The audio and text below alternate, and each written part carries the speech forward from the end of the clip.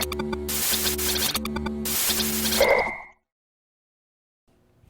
Buckeyes Now on Sports Illustrated, I'm Brendan Gulick, this is Andrew Lind, and you're watching the Buckeye Report here from the Woody Hayes Athletic Center in Columbus.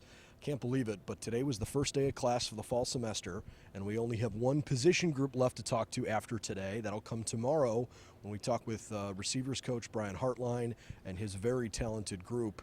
Today, though, a really good opportunity to talk to the defensive backs. Andrew, a group that has gotten an awful lot of attention because maybe there's some question marks here and there on just trying to figure out how the second and third units of guys slide in.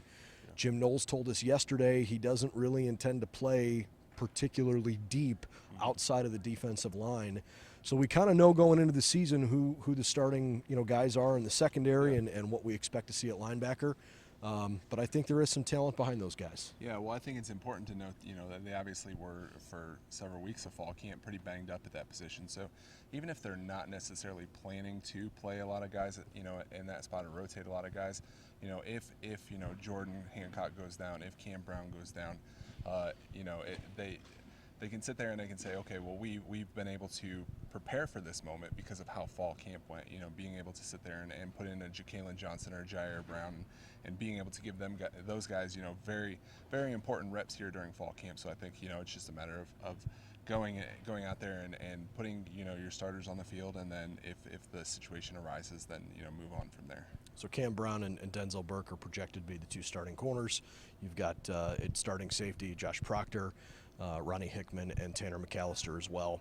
And then Tommy Eichenberg and Steele Chambers expected to be the linebackers.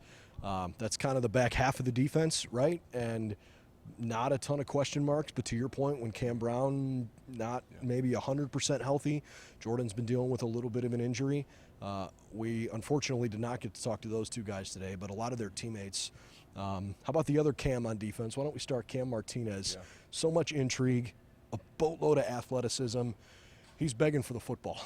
Yeah, I mean, he set all kinds of records, playing quarterback up in Michigan. So I think it's one of those things. He shows what he can do, or has shown what he can do. And, as somebody who came here without really a position, he wanted to kind of work out a wide receiver and cornerback, and then has kind of settled in at safety. But then he's also cross-training at cornerback with the issues that they have, the depth there, and then also as somebody who with the ball in his hand, I mean, he scored like 40 touchdowns as a senior up in Michigan and was Mr. Football and all that kind of stuff. So I think that if you get the ball in his hands on a punt return, like he could kind of be a game changer that Ohio State hasn't had in like 9 years. Well, the Buckeyes haven't returned a punt for a touchdown in a long time, and I think he would love an opportunity to show that he's capable of maybe pulling that off.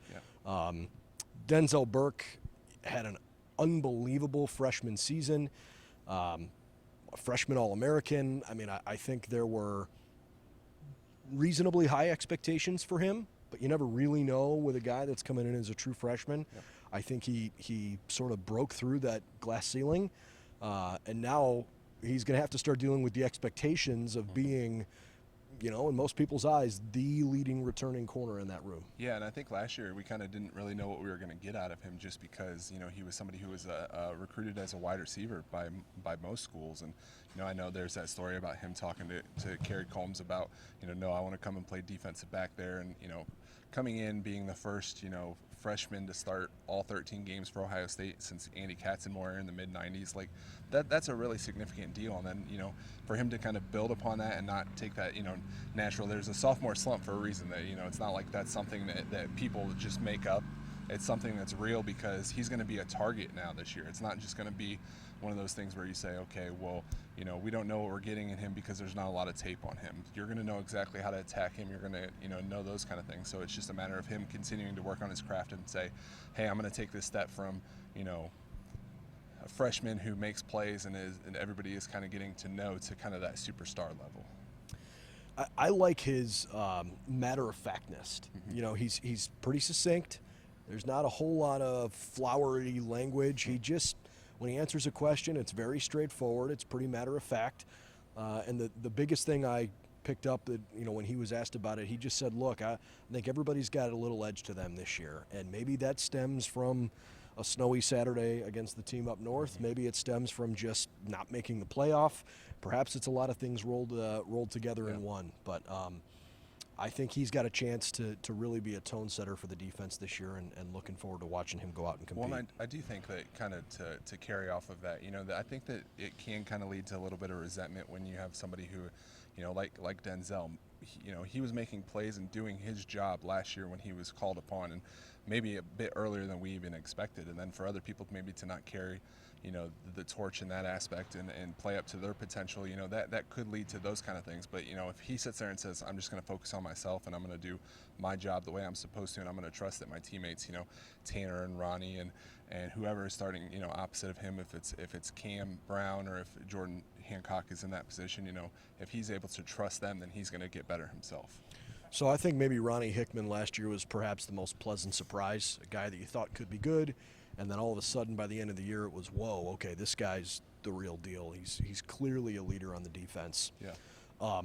We didn't see very much of Craig Young last year. Mm-hmm. I really liked Craig for a lot of reasons, and it just hasn't worked out for him the way that I think a lot of people hoped it would. His size and speed and athleticism was so impressive last year. I kind of wonder if Kourt Williams, who was elected a captain, could maybe be that same mold. They're a little bit of a different personality. Yeah. And certainly Craig was a little longer and leaner. Mm-hmm. Court's a little stockier. But I just love what Kourt Williams can bring. I think he's working at different spots, yeah. Linebacker, safety, corner. I hope he gets on the field a lot. I think he could be a great player. Yeah, for sure. And to that point about Craig, he was recruited as well as somebody who was just an athlete. They worked him out here at the Woody during a summer camp and kind of just put him at every single position. He's working with Larry Johnson. He was working with the safeties coach at the time. They didn't really necessarily know where to put him. And I think that the difference there is, while he has all those physical tools that you had mentioned, Kourt Williams, on the other hand, is more, he was a safety first and foremost, and you knew exactly what you were getting out of him. But then, his physicality, his physical build, like all those kind of things have kind of been a tool that you could use, if that makes sense. So it's, a matter of having somebody that for certain is what you expect out of him. But then that's really the difference there. And I think that, him being able to come off of the knee injury last year and just have a full year under his belt and, kind of stay with that leadership role that he had, I think that he's just going to continue to really get a lot better. Kourt also had the line of the day. He was asked his opinion on what's been thrown around a couple of times about, can you have a top 5 defense? And without skipping a beat, he looked the reporter straight in the eye and he goes, top 3. Okay. There's a lot of people that hope you're right, for sure. Yeah. I love the confidence. And look, he's a captain. His teammates obviously trust him and believe in him. I would hope he exudes that kind of confidence, but that caught me a little off guard. Well, I think that it's interesting, too, because, he's not necessarily locked into a starting position or right. anything like that. Exactly. You have Josh Proctor, you have Ronnie Hickman, you have Tanner McAllister. So those are the 3 guys who are going to be out there in the first place. But he kind of adds that little layer of intrigue, whether he can play any of those 3 spots, come down to linebacker, and then just the leadership that he has. Like, if that's the guy setting the tone for you, you're going to find a role for him. You're going to find a way to put him on the field. And who knows, I think that he might end up being like somebody who is like that secret weapon, if you will, that kind of takes that defense to that next level that, that you're not expecting and kind of turns them into a championship caliber defense. We also had a chance to talk to Lathan Ransom. Such a breath of fresh air to see him healthy and happy. And Andrew, I thought, it was really nice to hear how he expressed a lot of gratitude for his family, his close friends outside of this facility, and of course his football family for kind of helping him get through a pretty tough injury. He's, in his words, ready to go, and I think the Buckeyes would love to see him out there. I'd say, and we're, 8 months away from really him breaking his leg, long. and it wasn't like it was a very easy injury to watch, and to go through that and be in that dark spot, to be able to lean on your teammates and have them carry you through it, and then ultimately at the end of the day, they're going to then be rewarded for the effort that they put in to carry him through that, because now he's back fully healthy, going to be a playmaker for them, and it just kind of speaks to that real brotherhood that they talk about. That's the best. I'm so glad that he's happy and healthy and ready to go. So, we talked to a lot of guys in the room, but those were some of the highlights. And we certainly got a chance to talk to Tim Walton and to Perry Eliano. I heard a little bit more of Perry today, and, the thing that most struck me, I asked him, hey, who's the best teammate in the room? Who's the guy that tries to tries to elevate everybody else. And he said, honestly, they all are. He goes, we've done a really good job of competing, but not so much against each other as we are pushing with each other to be the best version that we can be. And they take BIA really seriously. I'm impressed by that because it's a room that, has a new coach, right? But a lot of the same players that they've had, those guys were all recruited knowing that, hey, you're going to come to a school that has such a proud tradition recently of putting out top-tier defensive backs, figure out how to live up to that. And last year, I think, fell a little bit short. I mean, it wasn't embarrassingly bad, but it certainly wasn't where it needed to be.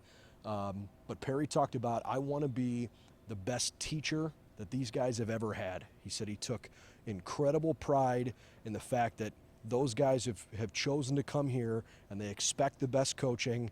He's clearly, he didn't recruit the guys in this room, or at least not most of them, but he takes a ton of pride in that element of the job, and it's so genuine the way it came through. Yeah, and I think that he also kind of expanded upon just the respect that he has for the players and then the kind of respect that they have for him too. Just a matter of, getting around their families, him opening up his family to them and those kind of things. And, that just really brings players closer together. I know we talked about Justin Fry kind of in that way a couple weeks ago. And, it's really, if you create that level of respect where, they show you respect, you show them respect, they're going to want to work that much harder for you. You're going to want to work that much harder for them, and then it's just going to kind of go from there. So, yeah, I think that, he's really kind of the perfect person for that job in that sense, because he's making it about just that brotherhood and being together and knowing that, if they lean on each other, then they're going to succeed and be where they want to be. And several of these guys have talked about the installation of the new defense and essentially said, look, we know it's complicated. It's very different from last year. There's some real complexities to it. But Kourt Williams in particular said, we know once we master it, it's going to be tough to stop. And you get the impression that confidence has really built quite a bit over the last few months leading into camp. And now the pads are on and they are 11 days to kick off after wrapping up practice here at number 16. Yeah, and I mean, it definitely starts at the top too. We've seen what Jim Knowles has been able to do at Duke and Oklahoma State, and I mean, let's be honest, the level of athlete that he had at those schools doesn't, equal the level of athlete that's here. And then just, the type of players that Ohio State recruits, like they're going to buy into it if they know that they're going to be able to do well. And I think that's just kind of, that confidence has really kind of exuded itself here today.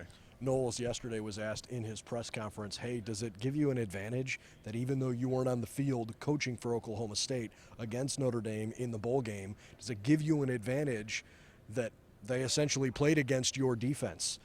And he said, I don't know about an advantage, but it sure is nice to see something on film of generally what things look like. Yeah, and I think that, the question was actually more or less, did Notre Dame have an advantage because they were able to go up against his defense? But he kind of pointed out that, well, no, because one, I wasn't out there, so he wasn't making the changes that day or leading up to it or anything like that. But then two, he's able to sit there and say, well, this is how they attacked my defense, and I'm going to be able to kind of learn from that myself. I love that. I didn't necessarily see it that way, but that makes a ton of sense too.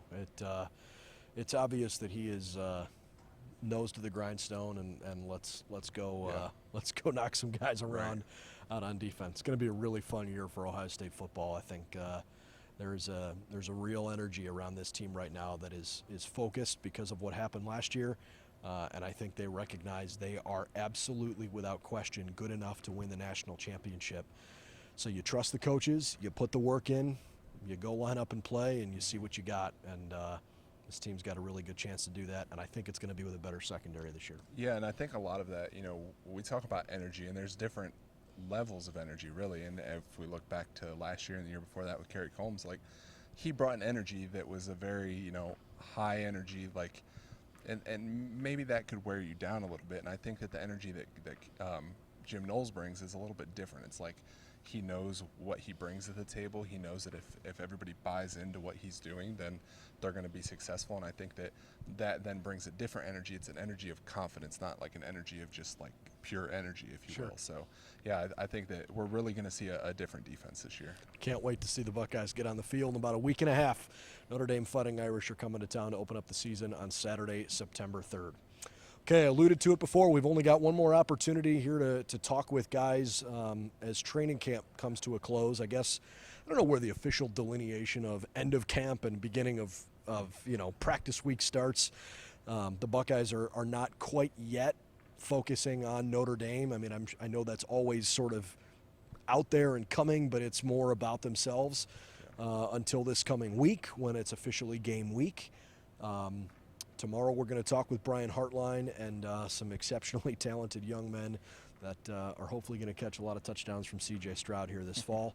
Looking forward to that tomorrow evening, and we'll post this for you as soon as we can after that all wraps up. So tomorrow night we'll talk to the receivers, and there's no more media availability officially the rest of the week until we jump into game week. Coach Day will have a chance to call into Buckeye Roundtable, I believe, on Monday. And then we'll have their press conference with Coach Day and hopefully with at least one coordinator and a couple of players on Tuesday next week, and we get things rolling. So that's the latest from the Woody Hayes Athletic Center. For Andrew Lind, I'm Brendan Gulick. Please stay tuned to BuckeyesNow.com for all the latest. Also subscribe to our YouTube channel for more video content just like this. We'll see you real soon. Thanks for watching the Buckeye Report.